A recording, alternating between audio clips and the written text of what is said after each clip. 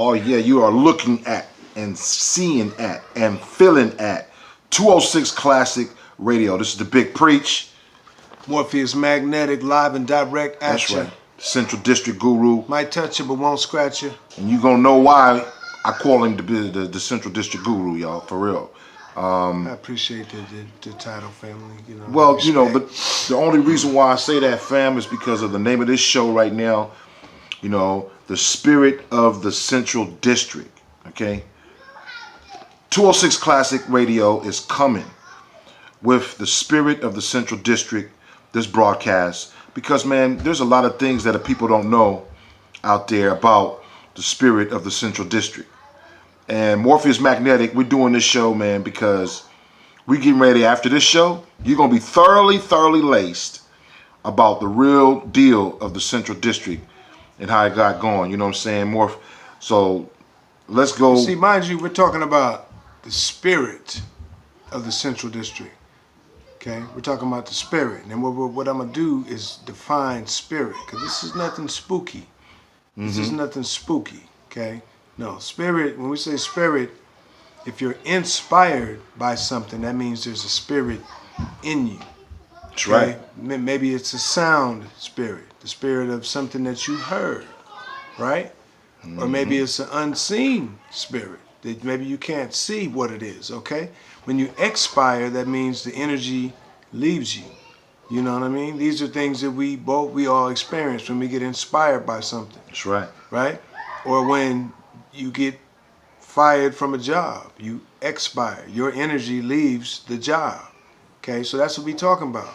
And we're talking about, you know, in this phase, we're talking about spirit of a culture that has been in a place for a long period of time, consistently doing something. Okay, we're talking about the life of a people, existence that left an energy imprint on a place. Okay, we're talking about ancestral remnants of a location, a spirit that inhabits and defines a place. Okay, and the most consistent idea and vision of a place molds itself around that spirit. This spirit that I'm talking about is the spirit of the Central District. That's right. Here in Seattle, that black people gave to this area, Right. planted in this area. You see, we're going to go on into some historical elements now, you know what I mean, about the spirit of the Central District. You know, this is the Emerald City Funk, man, coming to you first, man, at UW, live here at Rainy Dog Radio, you know what I'm saying, and peace to our families, you know what I'm saying, peace to the brothers and sisters in here in Seattle in the struggle, peace to all the students of UW, you know what I'm saying.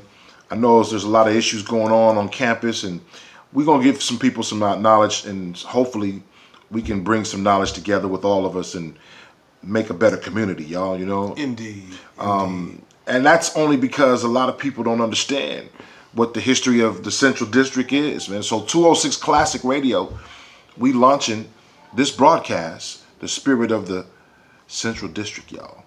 So here we go. We're going to go right into it. So when we're talking about the Central District, geographically, where is it at? Okay, so from north to south. Now we know it goes a little bit past this, north to south, but we're talking about from Madison on the north side to Judkins on the south side. Okay, then from east to west, we're talking about from 15th to Madrona. Okay, That's right. That's pretty much the Central Districts. And from my understanding, during World War II, many Southern blacks came to Seattle to escape the human rights violations and the joblessness that was prevalent in the South, i.e. Louisiana and Georgia. All the states down there that had severe Jim Crow laws. Oh yeah. You know, and severe racism. Black people migrated up. And just to go back a little bit on Washington, okay, so Washington was founded in 1888, I believe, okay? And then Seattle was founded in 1889. It was founded by a black man by the name of George Washington Bush. And he had a white woman. And they wouldn't let him have his white woman in the place where he was at. I'm not sure where he was at. So he had to come up here and found a place. And I guess mix into the law miscegenation. Okay, so that's one note to keep in mind, man, that the state was founded by a black man, George Washington Bush, named after a black man, George Washington Bush. And so he miscegenation into the law of the law. Well, I'm saying it just became, I would say, more of a common cultural practice. So much of a common cultural practice that you couldn't bring the Jim Crow stuff up here. You see what I'm saying? And a lot of families who were mixed decided to come up here for that reason, because this was a place that facilitated that. See what I'm saying? At some point during, I guess it was around World War II. Also, I guess it was Roosevelt.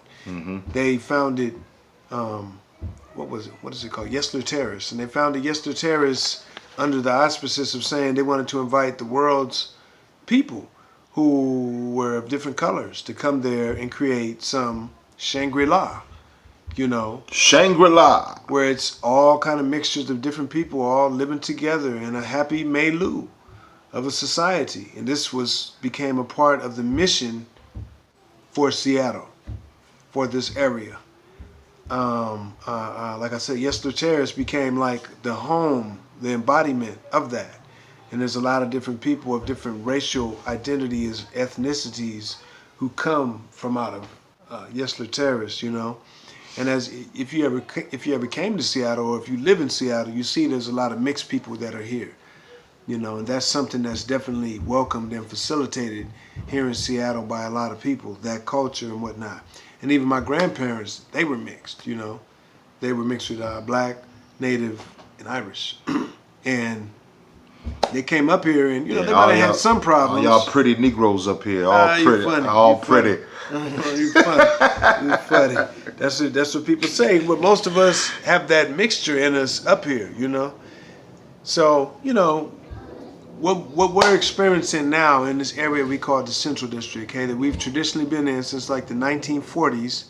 You know, a lot of us moved here, started working for Bowens, and bought homes. This was one of the first places where we could buy homes and actually live, okay, where it wasn't written into the deed that blacks cannot own these homes. These were one of the first places. But anyway, so what we're experiencing now is that it's a gentrification effect, you know, where they redline the homes. Gentrification. Now let's get to that. You know what I'm saying? Where they redlined the homes, they drew a line around a certain area, right? And you couldn't get a loan to rebuild your home. Number one. Number two, they devalued the property value, so other people could come in and buy it and make more off it than you, and buy it at a very low price. Okay. So now we're experiencing that. We're seeing the effects of that, and we're seeing the people who have moved here who are not from the area but who feel like they have this ownership over the area. However, like I was telling my brother Preach, he from Los Angeles, okay, Central District is a very special place because not only is this a place where we were at, there didn't used to be a 48 bus, but there were, you know, people who got together and organized and marched and demonstrated and petitioned Metro to have the 48 go down 23rd, number one. Okay, Langston Hughes was not always there. The community got together, petitioned the city, and also got with the synagogue who owned it, and then they got ownership over Langston Hughes, number two. Okay, Seattle Central Community College used to be a black trade school where black people taught other younger black people, you know, different trades and whatnot. Okay, then it got changed in 1966 to Seattle Central Community College. But there's a lot of aspects and then they didn't want to wire up the Central District correctly. Okay, but the black electrical workers, i.e. brothers like my brother Mark Evans' father, got together and helped with that effort to wire it up correctly, to get stuff right and exact, to where it could be wired correctly, to where you're not having electrical problems. This was not stuff that just happened out of the benevolence of whites. This is stuff that black people who are intelligent, who are skilled, who are civic-minded made happen here. You understand what I'm saying? SVI, Seattle Vocational Institute, that's something that black people got together and brought into existence, where it was a vocational school. You could be a nurse. You could become a carpenter. You could become a journeyman electrician and whatnot. Go all the way, man, or at least get on the road to becoming that. to mastering a trade through Seattle Vocational Institute. You know, so we're talking about places that made masters, because there's a lot of people who are very thorough in their fields who came out of these different institutions, be it Seattle Central, which was once a trade school, be it SVI, or be it Langston Hughes, you know, who trained a lot of great artists and performers and whatnot. This is a very rich legacy, man, that didn't just happen, and it's not just going to be washed away. And this legacy holds energy, because it took energy for people to carry that out, and it gave off a certain amount of energy. Okay? So legacy. So you saying black folks here in Seattle made the grid for the electric grid so that the 48 bus that lots of people here in Seattle take. No, we protested to get that bus going down there. Okay, okay, you protested, and then what was it with the electrical grid that you? I wasn't around. I'm not an electrician, but I was just told certain stories of you know, the way the central area was kind of poorly put together. A lot of, you know, and a lot of people, in order to get it right, they had to get with the different people who were skilled, who were black, who had a concern, who lived in the area, because this was the only place black people could live, and had an interest in making sure it was wired up correctly. And these were some of the first black electricians around here. I don't remember exactly what their names, but I know one of my brother's fathers, and his name was Roger Evans. Roger Evans. And he had a brother. We called him Tiny, Mr. Evans, you know, and he was an electrician, but he contributed to the effort. You know, but you know what I wanted to say was even though they might be trying to change even the name. Hats off to the Evans family. Mr. Evans. Hats off, much respect. Forever. Yep. But even though they might be trying to change the name and the image and the population that's here in the central area, even though they might be changing the buildings, the landscape, the institutions, you cannot change the spirit or the energy of an area. And that's what they. It's the unseen. Don't you think that would defining element? Let me ask you this: for every area. That's what they're doing, huh? What? They're trying to change. That's their. Yes, sir. They're trying to change. In all of our black meccas. In Los Angeles, they're doing this. In our communities. In New York, they're doing this. In Harlem, they're doing this. In Bankhead, they're doing this. In Oakland, California, they're doing this. In all of the places where we've made into our black meccas, they've tried to reshuffle the cards and displace it. Make it uncomfortable for us. A place where we were once quarantined and segregated into. Right. Now they want to come in and be in there and run us out and put us somewhere else. This is the urban phenomenon. Possibly FEMA camps. I mean, nobody don't like talking about that, you know. Yeah. You know, but it's no mystery now. You can Google it on your phone and look at the FEMA camps and look what how they were built and everything. They're not hiding it now. It used to be a conspiracy theory. But, you know, there's a big reason for this gentrification going on all around this country. This whole country, Black America is suffering, like Brother Morpheus said. You know, there's places that we were segregated at now being infiltrated and just for us to be dispersed. Well, one thing that black people do, wherever we go and we build family and we build community, we enrich the land.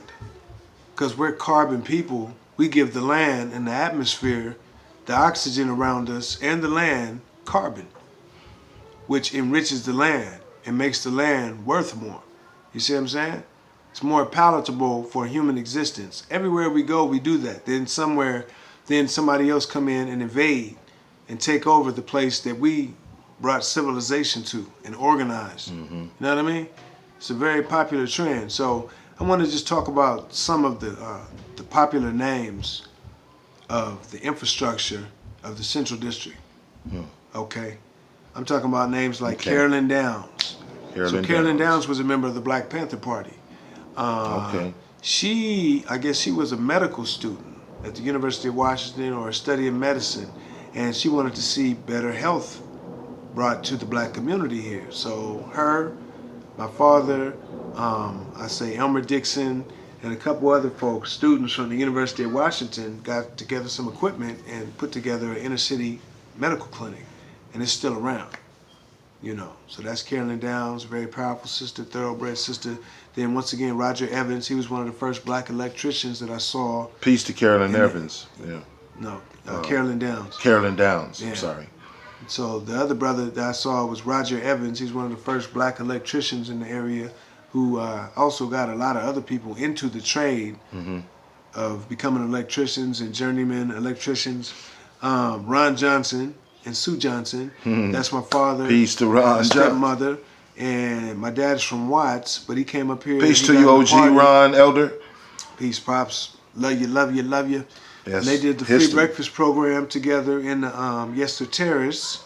Excellent job, excellent job. Then there's Elmer Dixon of the infamous Dixon family in Seattle. Now, Elmer Dixon, if you ever look at the Panther Party pictures, you'll see a black and white photo of some guys standing on some steps with guns. Yeah, that was not in California. That was in Olympia. That was here. And the man you see standing there is none other than Uncle Elmer Dixon.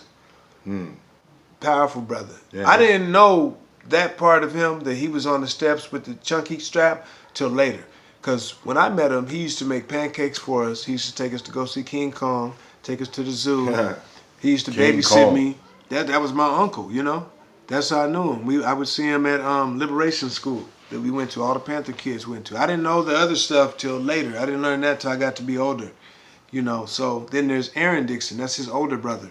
So Aaron and Elmer were the ones who left up from up here and went down to Bobby Hutton's funeral and got the charter for the Seattle chapter of the Black Panther Party, you know. So that's who that is. Then my grandmother. I bet people don't even know that there was a black chapter of a Black Panther Party here in Seattle. Strong chapter too. A lot of people don't know that, you know. But there was a strong chapter up here in the Northwest. So all the people do the research. We're doing. Morpheus has done a very thorough research here on the history of the 206 Central District. You know, and hey, man, keep going, man. This is getting good. You guys are getting laced today as to the Central District and why the spirit dwells in the Central District. This gentrification is not going to take the spirit away from the Central District. In fact, this broadcast represents the ongoing oil and engine of the Central District, right? Well, see, because people can look at it how they want to. I always look at things, you know, objectively and subjectively, right? So in a way, the Central District has expanded. Instead of being quarantined to this small area, now it's out in the west, now it's out in the south end, now it's out in the north, now it's out in the east, it's in Kent, it's in Federal Way. Yeah, all them places where they thought they was going to keep us out, the Central District and crept all up into that. Yeah. See, you go both ways. Especially like in Renton and in Kent. Yeah, you go both ways. You can go out there and find a little version of the Central District in all them places I just named. Yeah. You know what I'm talking about. Y'all know what I'm talking about. Okay, so I'm going to name some more names. My grandma, Eddie Will Bowen, she moved here in 1942 from Georgia. She went to work for Boeing as a riveter. Her husband, Eugene Bowen, he worked for Seattle Steel. You know, he did a lot of work with welding and stuff. He was real good with his hands and stuff. They bought their house on Union in 1942. Then my grandmother remarried to my other grandfather, Mr. Jefferson. And they stayed there until like the 70s on Union, like between 21st and 22nd in Union. Some more very popular names, Meimei Diners, and he was a popular actor who came out of Langston Hughes, and he's part of the Diners family, one of the most popular families, powerful black families in the area. Shouts out to the Diners family. Then there's Gary. Shouts out, peace. Shouts out, peace and love, respect. Then Gary Davis. And Gary Davis was the brother. He was our black history teacher at Garfield. And, you know, he just did a lot of powerful stuff, man. Was what helped us to found the African Cultural Awareness Alliance and gave a lot of us knowledge of self at a time when it was not very popular for older black men to give you knowledge of self, you know. He taught us a lot of stuff. And, of course, I have to say my my auntie Janet Preston. Peace, Auntie Janet. My Auntie Janet, her son and her, they built a school in Ghana, West Africa. Beautiful joint, right outside of Accra, Ghana. And they've been there for like at least 16 to 18 years with a Pan-Africanist school that they put a lot of time and energy into, and where they, really teaching the babies a real Pan-Africanist agenda, unfiltered, untouched, true inclumism at its best. Very good, man. Very good. You know what I mean? Yeah. But, that's one of the founding families of Seattle, the Prestons, Yeah. Then there's, my mom. Now, her name is Linda McThomas, but she's a Bowen. So, that goes back to Eddie Bowen and Eugene Bowen, So she married my father and became a McThomas, Okay, so that's, Linda McThomas. Then there's people like Jimi Hendrix, Butterfly, Quincy Jones, Ray Charles. Now, isn't Bruce Lee, Gary Payton, Ken Griffey Jr. I mean, Seattle got some really powerful people. I don't want to skip over my mom too fast. I gotta, put this in proper perspective. Now, my mom is one of the leading metaphysicists probably in this area. So, my mom taught a lot of people metaphysics. Brought the whole, my mom does card readings. She does palm readings. She does astrology readings. She does psychic readings. The real deal. Psychic healings, the whole thing. And she was in the nation doing this type of stuff. You know what I mean? Yeah. And then she, she came back up here. She met my dad in Watts.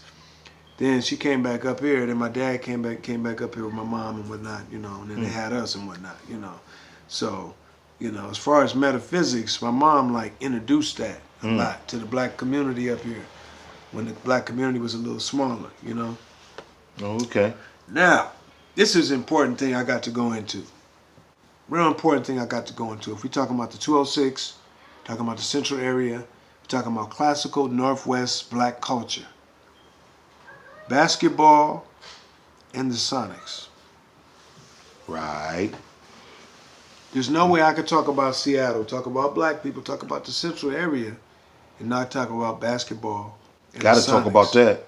I mean, growing up in Los Angeles, I used to see the Seattle Supersonics come. Come on, man. I remember, driving for Domino's Pizza, and I was delivering the pizza, and the Supersonics was in town playing the Lakers, and I delivered a pizza to Jack Sigma, to Dennis Johnson, to Gus Williams, Come on, man. and Dale Ellis.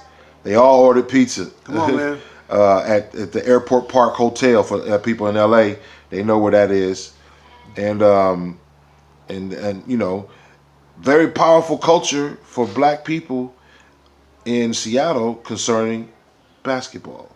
You know what I'm saying? What you have to say about that, more? I remember in when Seattle won the championship in the 70s. I think it was 78, 79, sometime around there. And I was a little kid, and we got on the bus.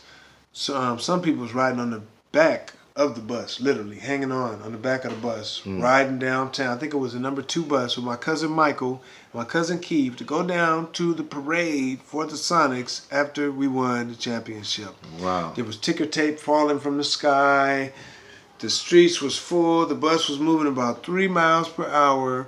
People was drinking, partying, kicking it. All on top of the buildings and everything, man. So, that gave us our first little taste of what it is to be an NBA champion, And then when we had our team in the 90s, where we had, the Rain Man, we had Gary Payton. Sean Kemp. We had Sean Kemp. We had Shrimp, Pierce. Ray Allen too, right? The monster group, man. Yes, sir. Yeah. Even KD, Kevin Durant, he even came through for a minute. I'm not sure when that was, but even KD came through for a minute. Then he went to Oklahoma, you right. Yeah. So, Yeah. I'm talking about classical 206 black culture, y'all. You know what I mean? Unfiltered, man. Those that have been around, they really know. Those that have not been around, I mean, not really on the know. Supersonics, I was watching on YouTube, man, and it was a game that the Seattle Supersonics was playing the Los Angeles Lakers here in Seattle. And it was in 1989. And Seattle had a 29-point lead on the Lakers. They were blowing them out. and it was a classic game because the Lakers came back in the fourth quarter and won. But it was an amazing game. We thought that everybody talks about that game. It's an amazing game, man. It's a lot like of people recap on that Seattle game, Supersonics played. Who was playing? They played the Lakers so badly. They did them bad. They did them bad, and then they just somehow, I don't know, man. They just snapped in the fourth quarter and went off, and came back and won. But it just showed how good Seattle team really, really, really was, and it was also the team in the Pacific, in the division that the Lakers had struggles with for a long time. And see, if you're really from Seattle, not only do you think of those teams, the Sonic teams, but you think of different teams that came together at Garfield and won championships, state championships, you know? Right? Yeah, we all do. Whatever year you went there, you know, we know a really good Amari, he was team quarterback. He told me he was quarterback. Yeah. Peace to you, Amari. Said you was quarterback on one of them championships. In 91, man. You know, Garfield took it with L Train and them, and you know, yeah, they came through, and you know, I think they went undefeated that year. You know, we have vivid memories of just elite basketball teams, man. I don't know about football. I never seen Garfield really do a football thing, but I definitely seen them do their basketball thing. Well, you got to go to Amari's, you know, his generation. You know, but last, before we say peace, because we about there, man, I want to mention certain Central District families. Send shots out, love, respect to them. All right? Just and do the that. first one, of course, is the Bowen family. Yeah, Peace, love, and respect. That's my mom's family. Second one is the Hunt family. Peace to the Hunt family. Jerome, my auntie, I love you. Peace to the Credit family. Peace to the Boswells. Peace to the Nelsons, the Whitaker family, the Dixon family, the Diners family, excuse me, sir, the Smith family, the Witherspoons, the Barquettes, the Jimersons, the Jacksons, the Prestons, the Gossets, the Garretts, the Sinclairs, the Scotts, and the Wares. And I know there's probably a few, and y'all probably gonna beat me up and say, oh, you didn't mention this person, but I just tried to mention as many as I could think of. Alright? So you know, this ain't gonna be the last 206 Spirit of 206, Spirit of Central District show that we do. The first of many. Alright? So leave us your comments, leave us the names and the families that we left out. Right. The different experiences, the historical events that you've seen, that you want to hear us talk about. That's what we're here for. That's right. That's what this show is for. To keep the spirit alive of the 206 of the Central area, the Africa town of the Northwest. I love you, and I know you love me. Peace and blessings. 206 Classic. Peace. 206 Classic Radio coming at you.